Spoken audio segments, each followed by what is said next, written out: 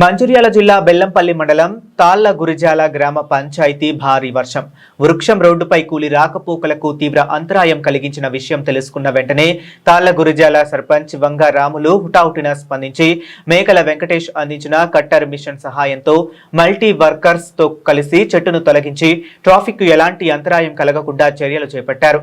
ఈ కార్యక్రమంలో సహకరించిన వారు ఉప్పరి మల్లేష్, ఉప్పులెట్టి పెంటయ్య, కట్టికేనపల్లి కిరణ్ తదితరులు పాల్గొన్నారు।